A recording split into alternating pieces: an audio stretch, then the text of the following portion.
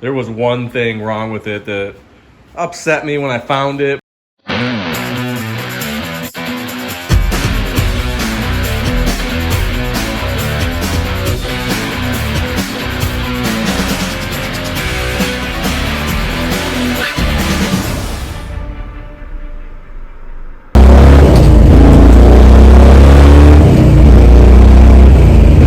What's up YouTube? Welcome back to the channel. In today's video, I just want to give you guys an update on the big block Chevy. Got it all tore down, cleaned up, inspected, and I just want to go over what I found maybe that was wrong with it and things that weren't that great and things that were great. So let me get you turned around and we'll go over it. All right, so for you guys that don't know or didn't watch the last video where I introduced this motor, it's a 71 402 big block. It's out of a passenger car, so it's an LS3.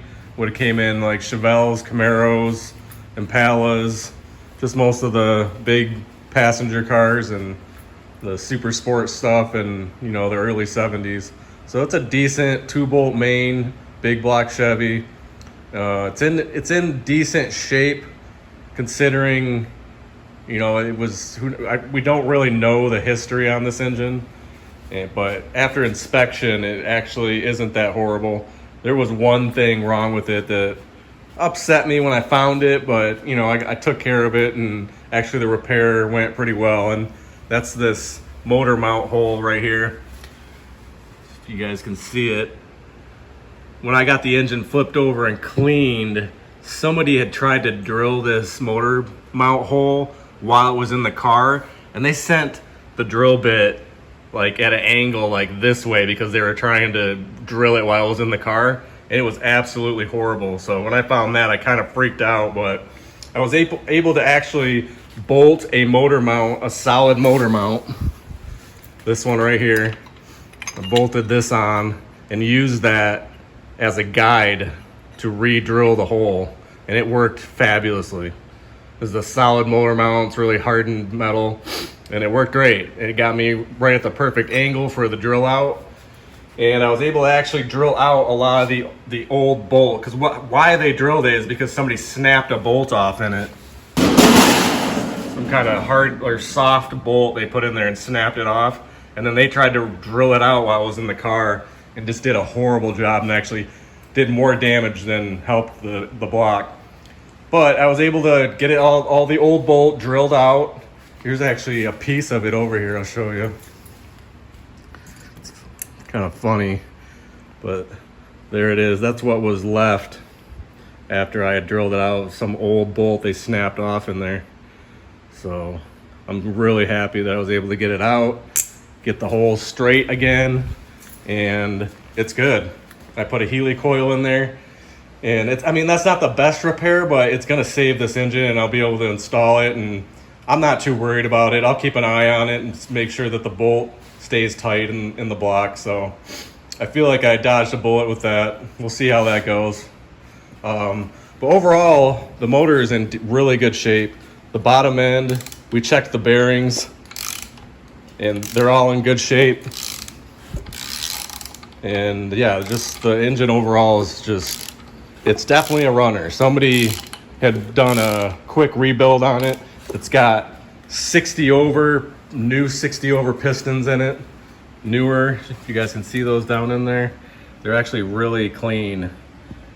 You can see that somebody put some nice new slugs in it that don't have barely any miles. So overall, it looks like the oil pump is new. The bearings don't look horrible. We're gonna run it like that. I ordered all new comp cams, valve train for it, which hopefully will be here soon. We've got a whole bunch of parts over here waiting to go in it.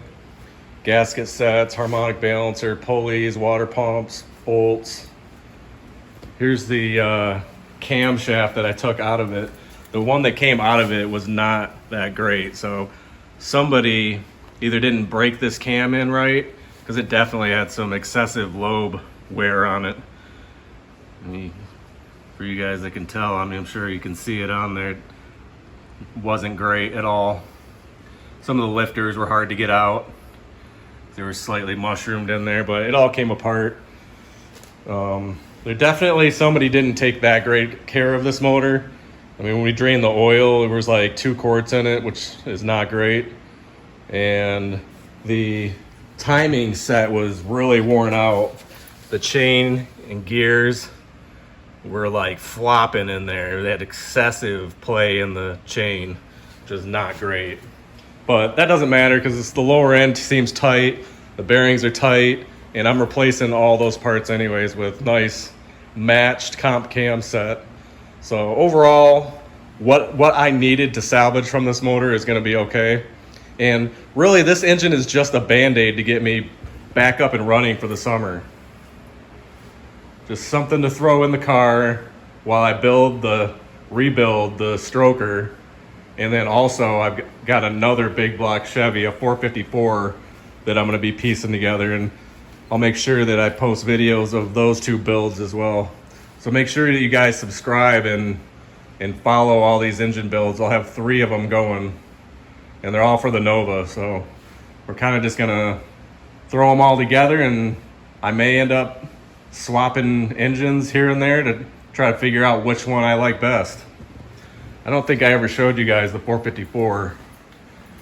I bought these engines in a package deal off of a guy, and this 454 was actually rebuilt already. And you guys are probably going to be like, well, why don't you run that? This thing is really nice. But it's not what I want. That's why I'm not running this motor. I want to build it right, and I want to build it the way that I want it.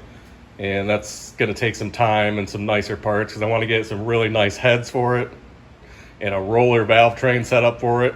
I want it to be a roller motor. So I'm just going to slowly collect speed parts for that thing to build it the way I want it.